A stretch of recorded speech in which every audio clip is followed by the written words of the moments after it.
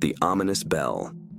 The village of Blackwood, hidden deep within the mist-laden hills of 18th century England, was a place few outsiders dared to visit.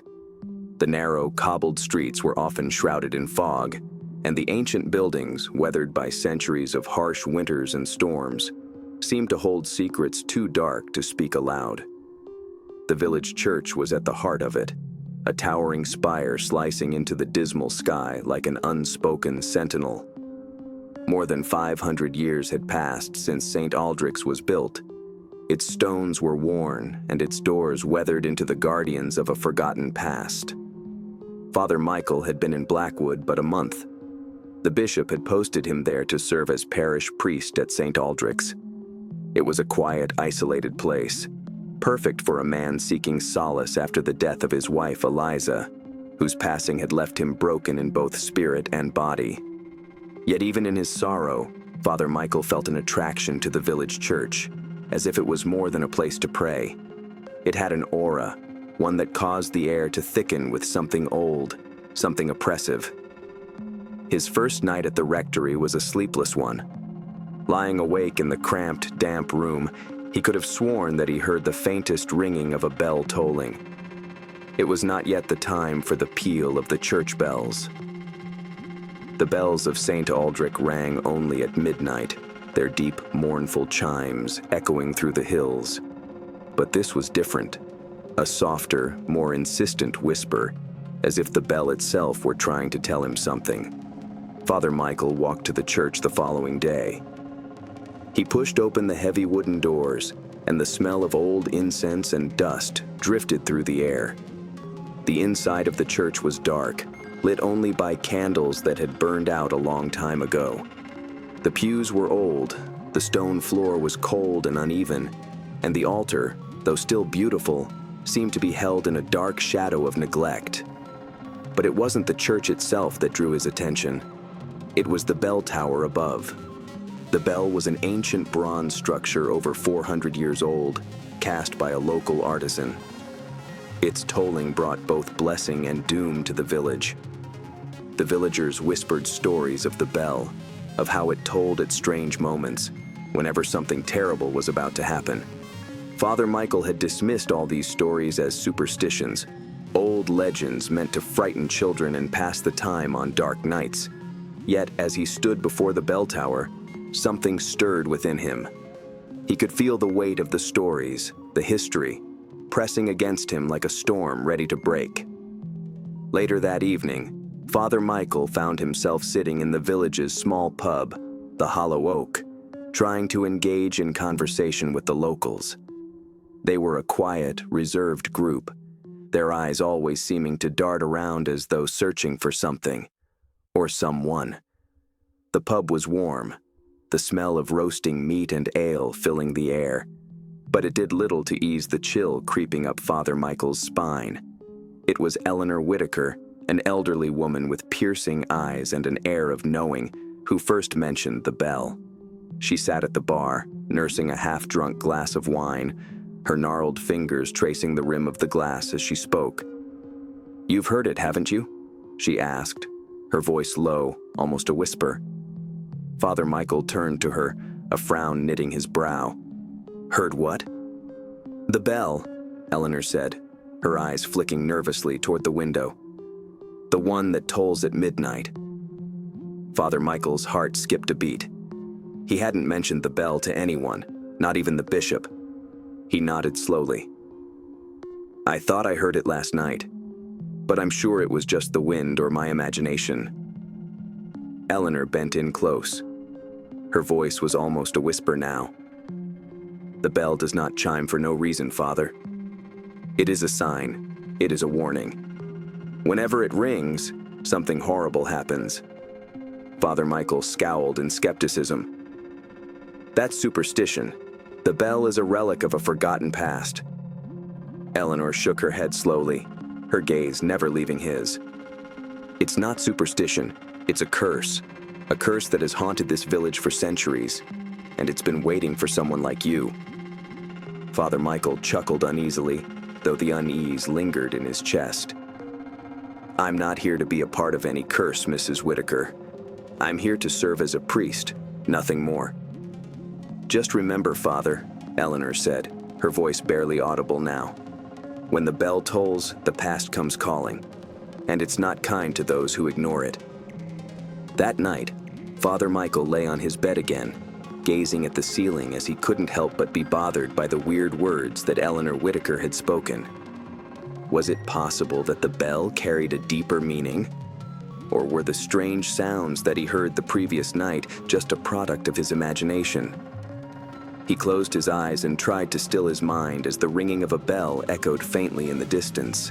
It was close to midnight. The bell tolled. Time seems to have been fluid with the days in Blackwood, as if it shared the same rhythm of living as the village did, somber. Father Michael could not help but get the feeling that something nagged at his bones. The bell, tolling the dead of night, seems to stay in his thoughts like an unwanted visitor. He had tried to dismiss it as just the superstitions of some old woman, Eleanor Whitaker's warnings. But deep down, something was telling him otherwise. The air around the church seemed heavier, the walls were whispering, and the shadows beneath the bell tower seemed to stretch further with each passing day. It had been 3 days since the bell had tolled that first night. Father Michael had convinced himself that it was just a fluke, a trick of the wind perhaps. But as he made his way through the village, he began to notice things that unsettled him. The locals avoided his gaze, their faces drawn with worry, their voices low as they passed him by. It was as though they all shared a secret, one they were too frightened to speak aloud. He had been sent to Blackwood to heal, to start anew. But now, it felt as though the past was creeping up behind him, whispering warnings that he wasn't prepared to face. One evening, as the sun dipped below the horizon, Father Michael received an unexpected visitor. Ethan Grayson, a young man in his mid-20s, knocked on the rectory door. His face was pale, his eyes wide with a nervous energy that made Father Michael instinctively wary. "Father," Ethan began, his voice trembling slightly, "I need to talk to you about the bell." Father Michael motioned for him to sit. "What of it?" he asked, his voice guarded. He heard enough from the villagers as it was, but surely he wasn't ready for it yet. Ethan shifted uncomfortably in his seat, his fingers nervously twisting a piece of cloth in his hands. "I've been hearing it," he said quietly, almost as if afraid to speak the words aloud. "The bell. At night." Father Michael leaned forward, his interest piqued despite himself. "You've heard it too?" "Yes. I've lived here all my life, Father. I know the sounds of this village. But this is different. It's not just a bell tolling, it's like it's calling to me." Father Michael regarded the young man closely. Ethan was well known in the village, a quiet, hard-working soul, but there was something now in his eyes that spoke of fear far beyond the usual trepidation one might feel in a small, isolated village. "I've heard the stories," Ethan said, his voice now becoming more strained. "About the bell and the curse, about how it tolls when something terrible is going to happen. But it's more than just that. Every time it rings, I feel like something is watching me. I don't know what it is, Father, but it's as if the bell is trying to warn me. Or maybe it's trying to drag me somewhere." Father Michael was listening with racing heart. There was a darkness in Ethan's voice that left him shivering. "What do you want me to do, Ethan?" The young man looked around nervously and then leaned closer. "I want you to help me. I want you to go to the church with me. We have to see the bell for ourselves. We need to know what it really is." Father Michael stood up, thinking to himself. He never had been a man of superstition, but somehow he felt uneasy with what Ethan was saying. The words themselves were so alive and seemed to be pouring from the young man, speaking as if the bell itself was more than a simple object, perhaps an actual living thing with a mind and will of its own. "I don't know what you think you are going to find there," Father Michael said, his voice steady, but with an edge of doubt. "But if you believe it will help, I'll go with you. We'll see this bell for ourselves." The two men set off that night, just as the last light of the day was swallowed behind the hills. The village was dead silent, with streets vacated as though the inhabitants of Blackwood were frightened and hid indoors, refusing to come out into the night. Thick fog encircled the air, and a half-obscured moon hung behind the clouds, casting little light along their road. When they reached St. Aldrich's, the church towered in front of them like a dark sentinel. Father Michael pushed open the creaking door with a squeak that was echoed back in the silent night air. Inside the church was even more oppressive than during the day. The shadows seemed to hang on the corners, and a faint stench of rot hung in the air. Ethan led the way to the bell tower, his footsteps quick and unsteady.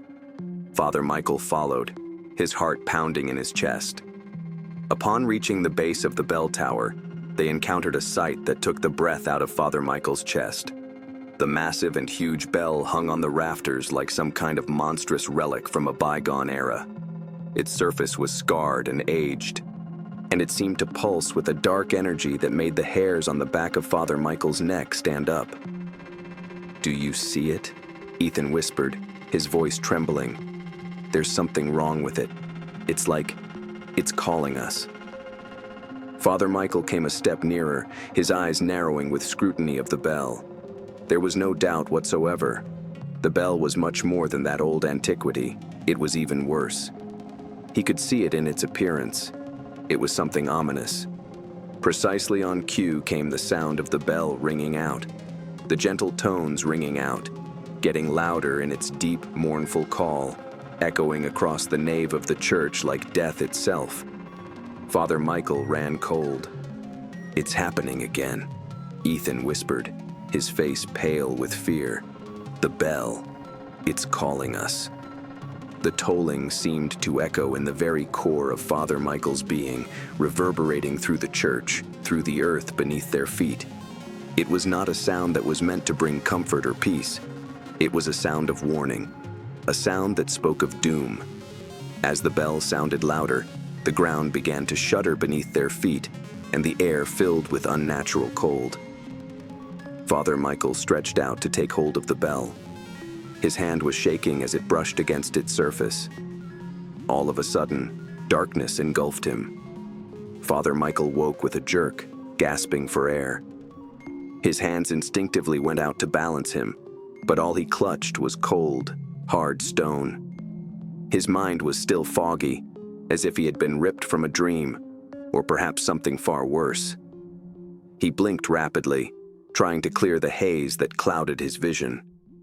The dim light of a flickering candle danced across the walls, casting long, twisted shadows in every corner of the room. He was no longer in the bell tower. The chill in the air was biting, far colder than it had been before. It was as if the very essence of the church had shifted, turned into something hostile, something dark. His heart pounded in his chest as he tried to make sense of what had happened. Had he passed out? Had the bell done something to him?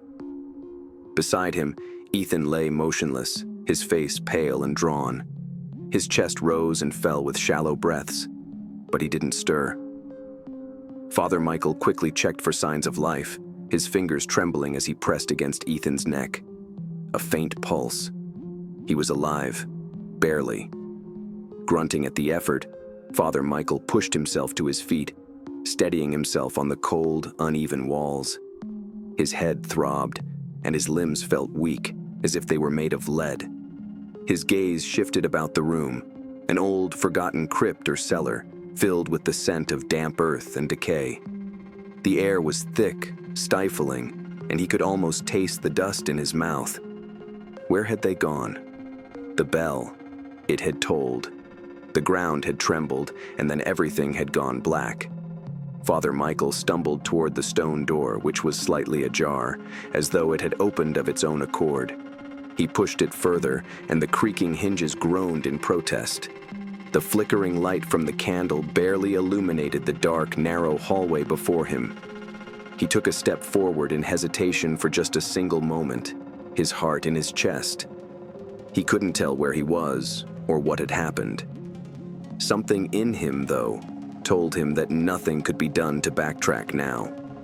His mind raced as he tried to put together what had led to this moment. The bell. He could still hear it echoing in the back of his mind, its mournful toll reverberating in his bones. He had to know what it meant, what it was calling them toward. Whatever force was behind it, whatever malevolent presence had seeped into the church, it was growing stronger with each passing moment.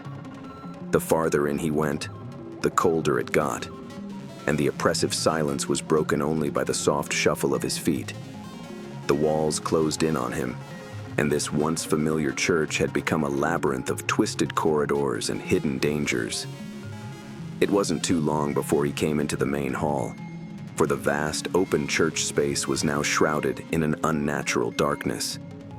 The candlelight fluttered in his hand, just enough to see perhaps a few feet in front of him. The pews were empty, and their wooden frames warped and twisted as if they'd been abandoned for centuries. The altar stood at the far end of the hall, but it was no longer a place of sanctuary. Now, it seemed to loom over him like an altar to something dark, something ancient. Father Michael's eyes scoured the room, trying to make sense of everything. The stained glass windows, which had once depicted scenes of biblical grandeur, now seemed to have taken on a different, far more sinister nature. The figures within the glass were distorted, their faces twisted in agony, their eyes filled with a terror that felt all too real. It was then that he saw it. There, at the foot of the altar, barely visible in the shadows, was a figure, a tall, hunched shape, cloaked in tattered black robes. The figure stood motionless, as though waiting for him to approach. Father Michael's blood ran cold. It was impossible to say how long he had been standing there, staring at the figure. The air around him seemed to grow thick and heavy, as though something unseen was pressing in on him, suffocating him. The bell, that accursed bell, tolled again, the sound reverberating through the very foundation of the church. Father Michael felt his heart racing and was suddenly dizzied. The figure at the altar seemed to grow larger and more menacing, as if it fed off his fear. He had no choice but to move forward. His legs carried him unwillingly toward it. With every step he took, the bell tolled again, and the air grew colder still. He was close now, so close that he could feel the unnatural chill emanating from the cloaked figure. He stopped just before it, his breath coming in ragged gasps. The figure's face was obscured by the shadows, but he could feel its gaze upon him, cold, unforgiving, and ancient. "Father," a voice hissed, low and rasping, coming from the depths of the figure's hood. "You should have stayed away." Father Michael's throat tightened as he struggled to find his voice. Who are you?" he managed to croak. The figure tilted its head slightly, the cloak shifting to reveal a glint of something sharp, something cruel, beneath the fabric. The voice, when it spoke again, was laced with venom. "I am the keeper of the bell, the guardian of its curse. You have come too far, Father, and now you will face the consequences." Suddenly, the figure reached out, and Father Michael recoiled instinctively, his heart racing as he felt a chill pass over him. The bell tolled once more, louder now, its echo shaking the very walls of the church. "Do not fear," the voice whispered, the words wrapping around him like a vice. "You will understand soon enough." The world around him began to distort, shadows growing long, the light flickering and warping as if reality itself were unraveling. Father Michael felt his knees buckle, and he collapsed onto the cold stone floor. And then, the bell tolled again, and everything went black. Father Michael's eyes opened to the burning chill, the biting coldness that crept up into his bones. The ache in his body suggested he had been cast to the bowels of earth and left there to last out the ages. He tried to sit up with a dull, unending pain throbbing in his head, and the room revolved around him in disfigured shapes and blotchy shadows. The faint flicker of candlelight was the only thing that gave him any sense of orientation. He was lying on a cold stone floor, but not the cold of the church's stone tiles. No, this was deeper, older. The air smelled of mildew, damp earth, and the weight of centuries of decay. He slowly raised his hand to his forehead, feeling clammy skin, slick with sweat. A low groan escaped his lips as he tried to focus on immediate surroundings, hoping for some clarity. Where was he? The stone walls, darkened with soot and neglect, seemed to close in on him from all sides. The faint glow from the candles did little to banish the overwhelming darkness that stretched far beyond the small circle of light.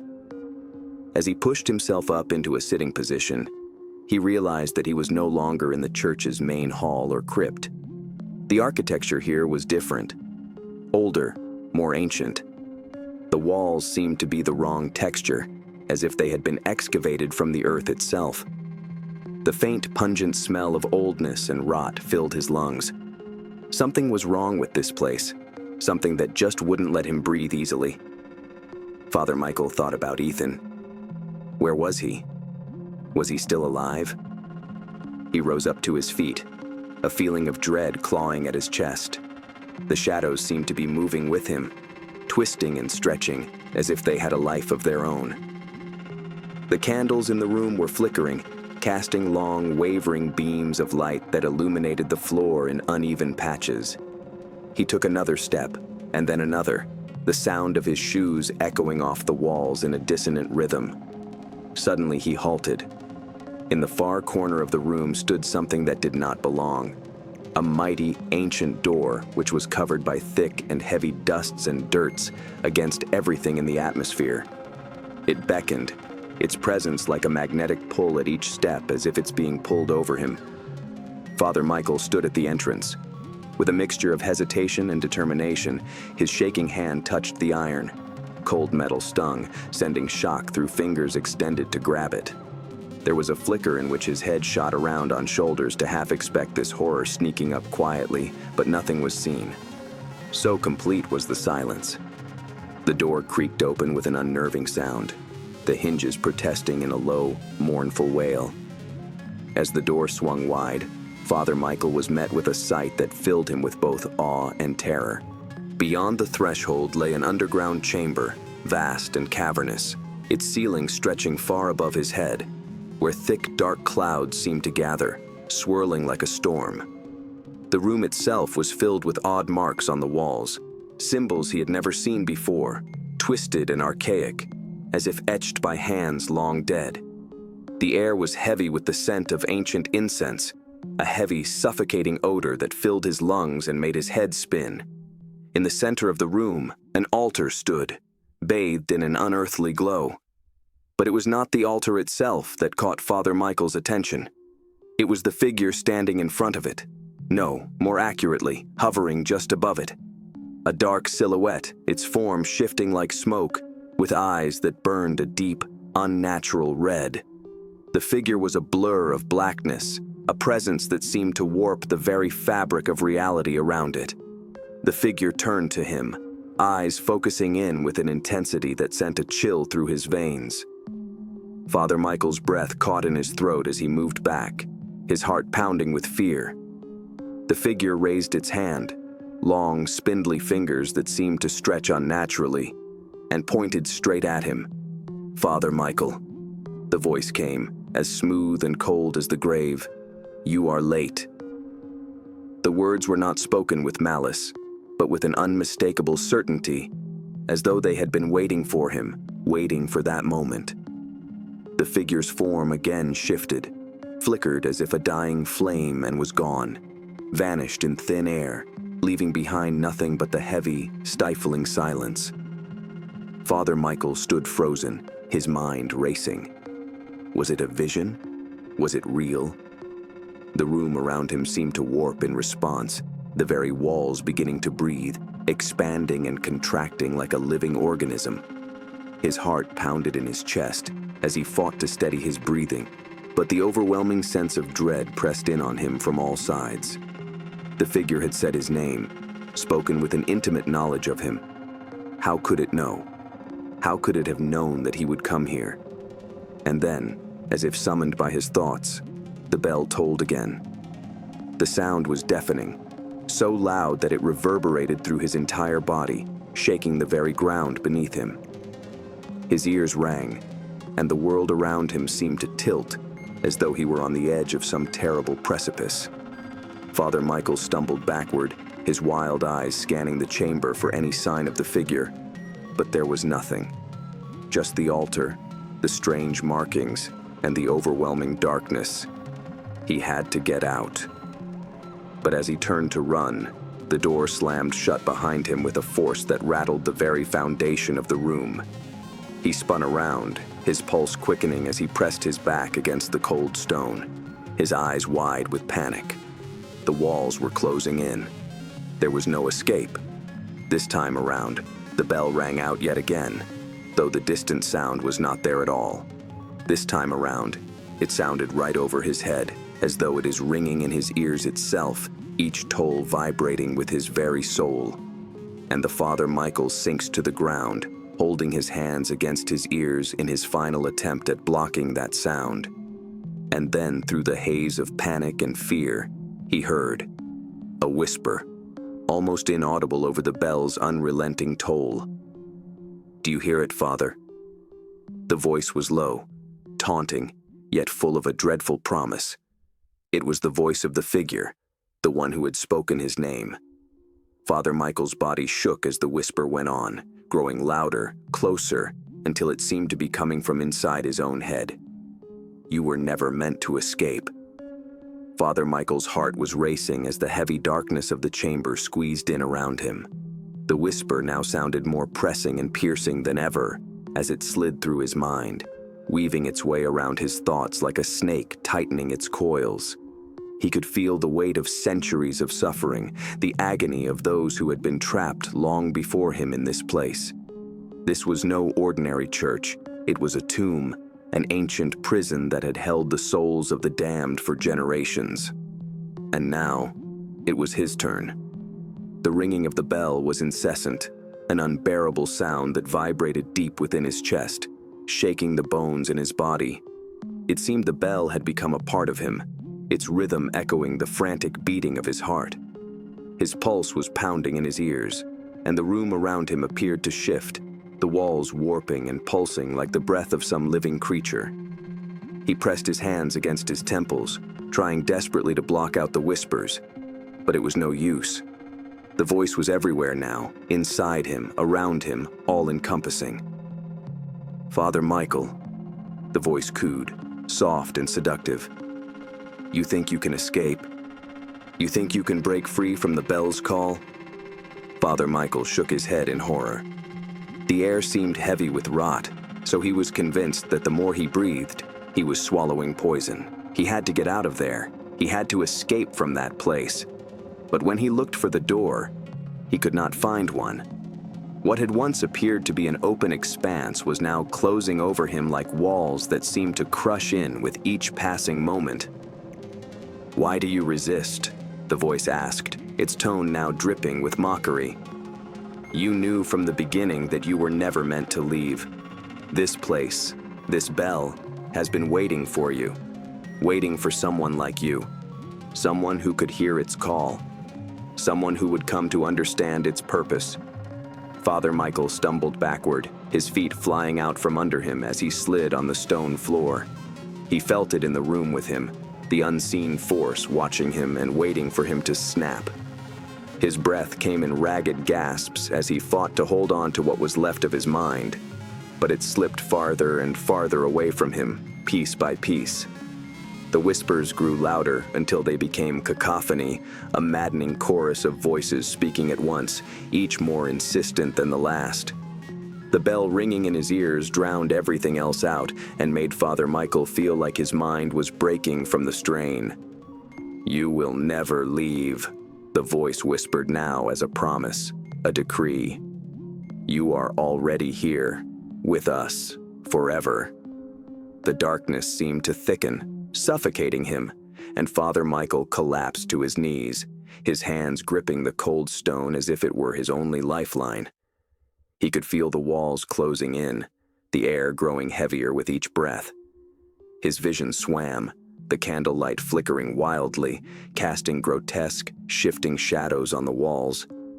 He could see faces now, twisted and contorted, their eyes empty, their mouths locked in eternal screams. These were the souls of lost people, trapped here, doomed to echo the bell's toll forever. He had heard of such things, legends of cursed places, of bells that could summon the dead, but he had never believed them, not truly. Now, in the heart of this accursed chamber, surrounded by the presence of something far older and more powerful than he could ever have imagined, he knew the truth. The bell tolled for the dead, but it was calling to them. It was summoning them, and it had been waiting for him. The voices grew louder now, their words tripping over each other in a madcap. "You will join us," they chanted. "You will never leave. You belong to the bell. You belong to us." Father Michael's mind spun, the walls around him blurring and distorting. He tried to rise, to fight, but his body felt heavy, as though it was made of lead. The air was thick with a suffocating energy that made it hard to move. The bell tolled again, and this time, the sound was deafening. The very ground beneath him seemed to tremble, as though the earth itself was about to split open. He raised his eyes to the altar, the unholy altar that stood at the center of the chamber, bathed in the eerie, flickering candlelight. Before him again hung the figure that had materialized, floating above the altar, its red eyes flashing with a terrible hunger. It seemed to grow bigger, its presence expanding, filling the room with an overwhelming sense of dread. "You can't escape," the figure said, its voice cold and commanding. "You are already ours." Father Michael's breath hitched as he realized the terrible truth. The bell was not just a symbol of doom, it was a gateway that had been opened by his presence, by his arrival in this forsaken place. And now, there was no going back. He stood, shaking as the bell tolled again, louder and more demanding than before. The room seemed to warp and twist, shadows deepening, swallowing candlelight. Walls closed in on him, and at the altar, the figure extended its arms, reaching out for him with elongated skeletal hands. "Join us, Father Michael," the figure hissed in a voice heavy with eternal torture. "You'll never leave. You'll never be free." With a final gut-wrenching scream, Father Michael lunged toward the door that had once been there, his hands grasping at the air, his heart pounding in his chest. It was no use, though. The door was gone, swallowed by the darkness, leaving him trapped in the belly of the ancient bell's toll. As the bell tolled its final knell, Father Michael's mind snapped and the darkness closed in around him, as it had closed in around so many before. And in the silence of the stillness that ensued, the bell stopped its ringing, its call fulfilled.